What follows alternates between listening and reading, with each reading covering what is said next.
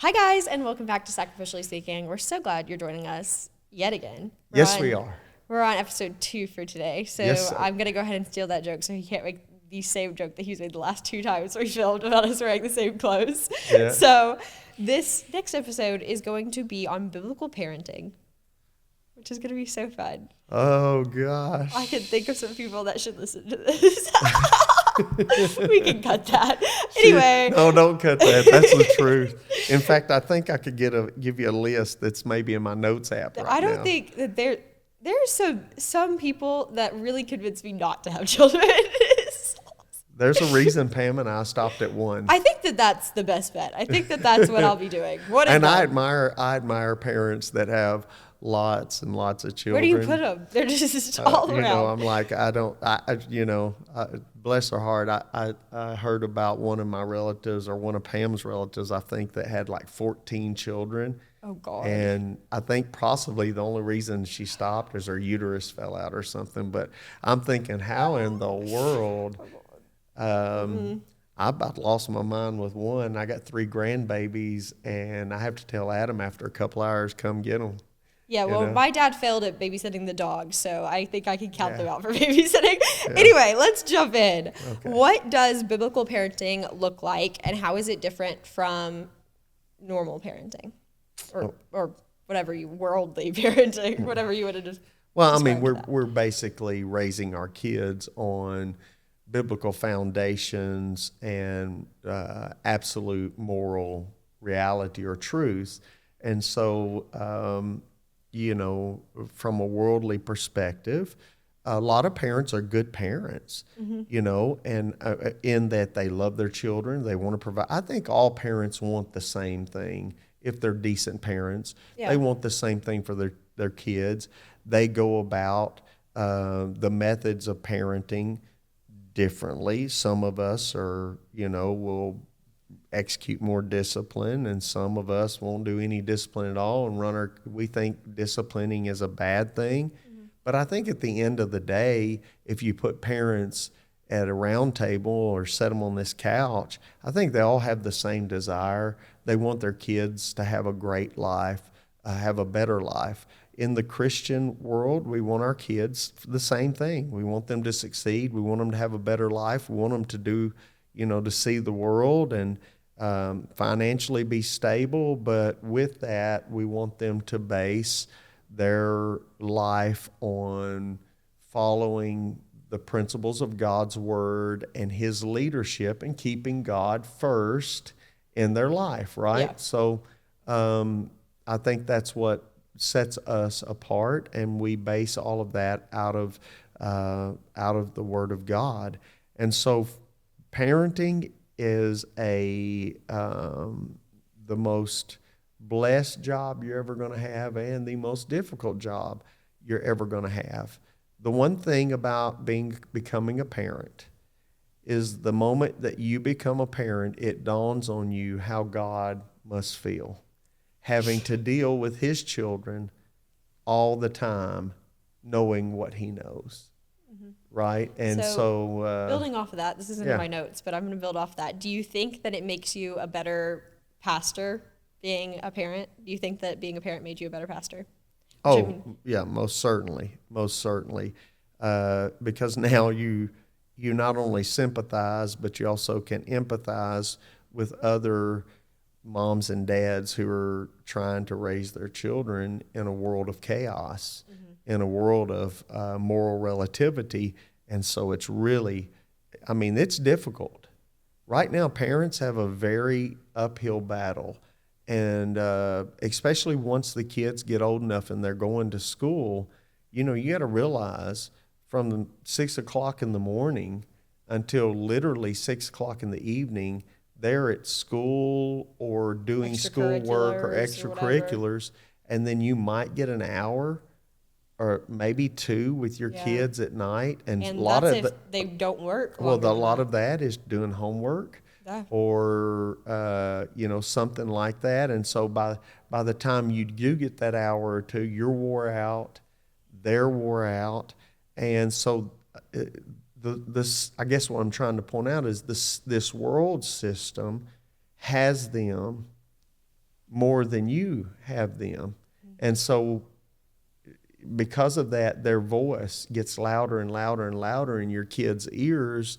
And as a result, wrong voices, like we talked about Wrong last episode, choices. wrong choices. And so, yeah, parenting is a tightrope walk, of trying to help your kids. And I know incredibly strong Christian parents who have done an incredible job raising their kids. They're great parents. They've taught them, they raised them in the house of God, and then their kids went bonkers. And then I know some parents who didn't do all of that great of a job. And their kids, great. Yeah, they've turned out great and they're doing well.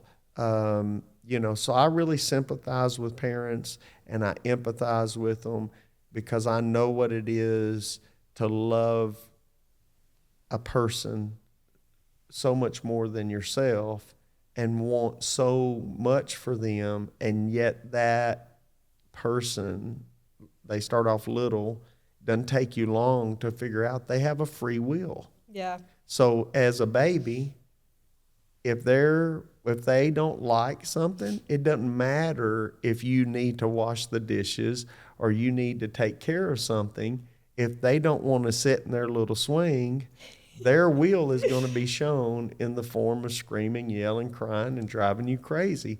And it's that way all through their life. So now here you have all of these desires. It's just like God. You have a will that you're trying to, and then you're battling their will. And then at a certain point, and every parent in here, every parent that's watching this right now is going to understand this. The ones who aren't parents are going to understand this. There's something that happens to a child somewhere around 12 or 13 years old. Their brain explodes, and they become stupid. I don't know how to say it any other way. And then they normally don't come back to some kind of realm of reason or logic till they're in their 20s and they're trying to figure out how to pay their bills. And then they realize the government takes taxes out of your check. Oh, they realize there's not enough money at the end of the month. And when all of that reality starts sitting on them, then they're like, hey, Mom, Dad, y'all weren't dumb as I thought you were. No. Yeah, so anyway. Yeah. Anyway. Okay, I got a multi-question question. I'm throwing that out there because I know that's where she's at right now. So anyway. Rude. I pay my own bills. Thank you very much. Anyway. I just threw her under a bus. Should parenting be more about obedience or relationship? And with that, how do you balance discipline and grace? Well, I think with our relationship with God, our obedience flows out of our relationship. And I think that's the way it should be with a parent. We shouldn't be ruling with fear. However, the fear of the Lord is not a bad thing. So there has to be lines or boundaries that a child knows, I can't go past this, or there are going to be consequences. Now, those consequences might be different based on behavior, right? So here's what I tell parents. I try to teach parents.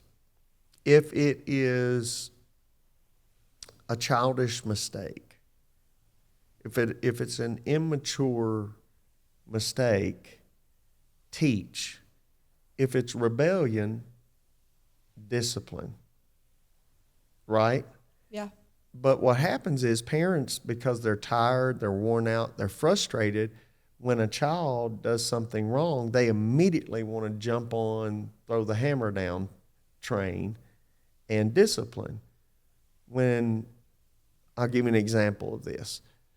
I'm 16. I've got my first car. I'm driving. Of course, I know that I'm a better driver than everybody else. Yeah. But you know how you are at 16, and I'm headed home, and it's raining, and I hydroplane, and I run this car, which wasn't mine. Of course, it was my parents', off into a ditch and into an embankment, and it messed up the car pretty significantly. My dad's response to that was not to freak out. My dad's response to that was, "Are you okay?" You know, and then tell me what happened. And then he used that as a teaching moment. All right, son, this is what happened. It's called hydroplaning. The roads were wet.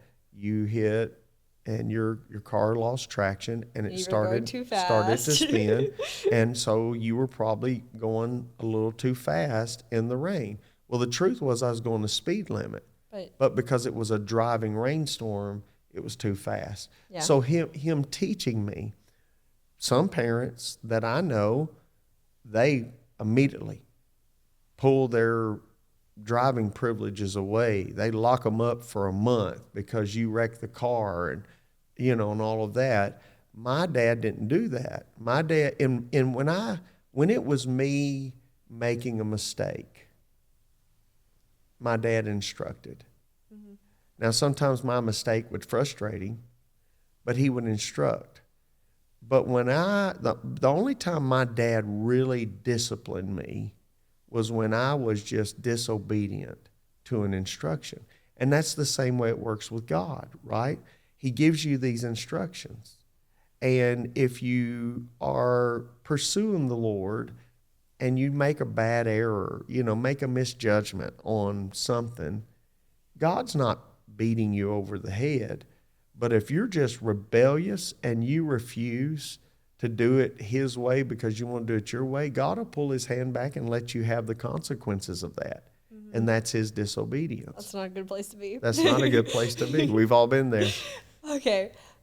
Leading kind of into that, what do you do as a parent when your child is uninterested or even hostile in the things of God? Well, some of that, you need to dig a little deeper and find out why that is. So where's that coming from? Because that's not natural, right, for a child to be that way. Where's that coming from? Is that coming from teachers? Is that coming from friends? Is it coming from how you're modeling God in the home? Is it coming from the fact that you're going to a church that's dead and they're just disinterested? You know, she always gets tight when I say stuff like that. But seriously, Because that's the things that make people mad. well, that's all right. But seriously, those are all issues. And so for me, when I reached an age and I kind of, you know, wanted to sow my oats, so to speak, here's what my dad did to me. My dad told me, because it was a group of kids at school I was following them and influenced by them, and it was leading me down this path. And so here's what my dad told me. He sat me down one day and he said, "Son," he said, "here's what I want you to understand.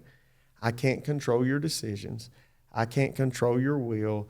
I can't control the friends you're choosing. I can't control it. But what I can control is your environment." Yep. And so he said, "I can take you out of this environment. If you can't have the self-discipline to do what's right, I'll take you out of the environment." Well, I kept going down that path because I didn't believe what he said. Well, next thing I know, I get picked up one day from school, and I'd had bad grades on a report card because I, you know, was doing my thing. And the next thing I know, I was taken to Castle Heights in Lebanon. And is it like an alternative school? Well, it's closed now. No, it's worse. Is it a military school? It's closed. It used to be a major military academy, and you went and lived there, and it was like being in the military. And he dropped me off at Castle Heights, and I was introduced to a different environment. And it didn't take me but about 3 or 4 or 5 days of getting up at 5 a.m., having to make my own bed, having to get to chow, having to go do PT, having to come, how to get ready, having to go do school work, can't talk to anybody, yes sir, no sir. You know, it didn't take about a week of that. And guess what I was doing? I was calling him begging to come back to the other environment. Was this when you lived in Murfreesboro or when you moved to Cookville? No, this was when I lived in Murfreesboro. I was just a kid. This is before I gave my life to Christ. But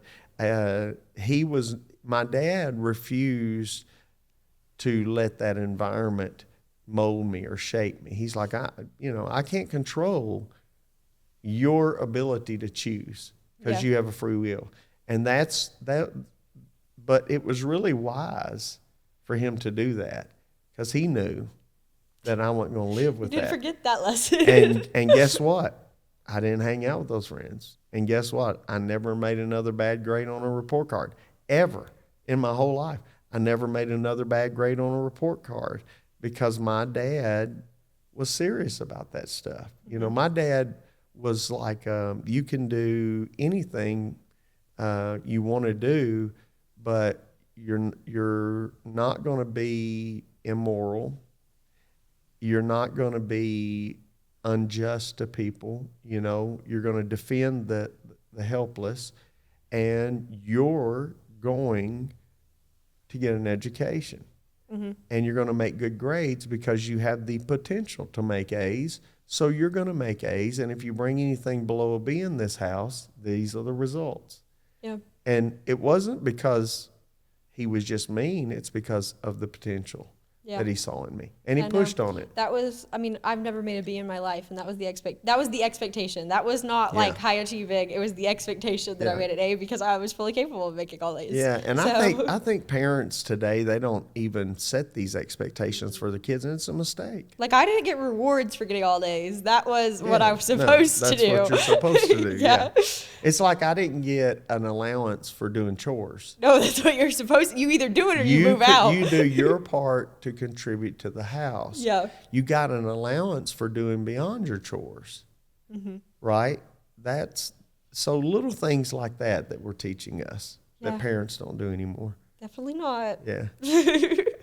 Anyway, okay. So we were talking about one of the reasons that a child may want to step away from the Lord is that they're not seeing like a proper representation of it at home or in church. How do we go about building that kind of atmosphere where the presence of God is normalized in the home beyond the Sunday morning? You know, well, first of all, parents, don't make your household religious. You know what I mean? Loosen up a little bit. And I'm not talking about with morality, but my gosh, don't try to just shove Jesus 24/7 down your children's throats. Teach them how to cultivate a relationship with the Lord. You know, model prayer in front of them.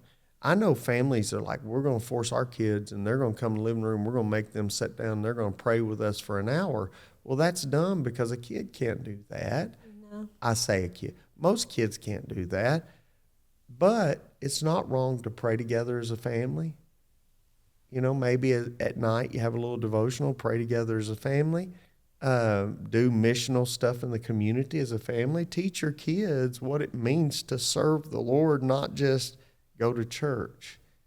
It's not a church thing. It's not a religion thing. It needs to be a relational thing, and you have to model that to them. They have to see you doing that. So, you know, when's the last time your kid got up and saw you with a Bible in your hand and a cup of coffee because you were up doing what you tell them to do? See, and I'm throwing my dad under the bus because he doesn't watch these, so it's fine. So I grew up, my dad works for him, so then we work together. Yeah. So you know this, but like I legitimately, like growing up, because dad reads his Bible and prays and stuff by himself. Yeah. So I didn't even know the man could speak in tongues until like a year ago. Okay. Yeah. I've never seen him. I know he does that, but he's never done it in front of, we have never done those types of things as a family. And I don't think, I think especially with kind of some of the things that have happened in church as we've grown up with him, I think that was kind of probably not the best thing, and we've discussed that. So I think there's two extremes. I think you definitely, I think it would have been better if I would have seen him doing those things, even though I knew he was. Yeah.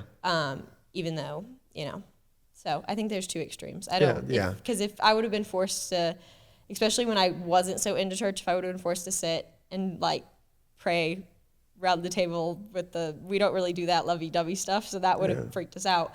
But on the other end, I would have liked to see more. Yeah. I think parents need to model it. Just don't be the kind of parent that's beating them over the head with the Bible and Jesus all the time. I mean, some people are too spiritual for their own good. You know, they don't know what it is just to go have fun with their kids. And, you know, when we go to Dollywood or we go to whatever, we don't sit around and just talk about Jesus all the time. I mean, we talk about life, we talk about I think hobbies, and it definitely comes up, especially because, of course. But even when I'm with you and Pam and stuff, it's not just like church, Jesus, because No. you know what I mean? I don't have to do that. I live it before Yes. them. I mean, you know, Adam saw me live to the best of my ability. Not that it was perfect, but Adam saw me live before him as a Christian. Not a perfect Christian, but as a Christian that was trying to be pure and chase God. And, you know, and we talked about the Lord. And we would bring the Lord into every issue in our life. He was first in the house, and there was no question about that. So, you know, but I would ask, what's the source of some of this stuff that is not making them want to be in church? And parents sometimes are the source. I think most of the time, especially if a kid's like under 13, I'd be willing to bet the parents are the source. But, you know. All right, final question. What role should the church play in coming alongside parents? Oh, I mean, we've got to get more involved than we are and get engaged. Parents are struggling. We need to provide them with some tools to help them, maybe even do some parenting classes or retreats where we pull parents aside and we help them. And even give them spaces to talk, because you know, 50% of Americans have went through divorce. So there's a lot. It's not just parenting. There's a lot of blended families now, and a blended parenting situation, or a single mom really has a difficult time. So I mean, we've got to bring them together and find out where they are and see how they need some help. To help navigate with wisdom some of the challenges they're going through. Our role is vital as a church when it comes to leading parents. Yeah, and I think, especially like what you were saying now, I think it's more important than ever because we're not seeing as many traditional households. Correct. So I think sometimes the church has to step in those roles. All right, well, that is all we have for today's episode. So thank you so much for joining us. As always, like, subscribe, follow, share. Yeah, that's all the things. Yeah. Everything is comment. That's not all the things. Anyway, everything is at Sacrificially Speaking on all social media platforms. So make sure to catch up with us there. And we'll see you in the next one. Yeah, tell us what you want us to talk about. We'll talk about those subjects. And for all of you guys that are trolling and keeping her all upset about all your little comments, we think that's hilarious. So, and we got they're really fun. and we got a podcast coming about it. Yeah. So anyway, all right. That's it. You're good. Bless you guys.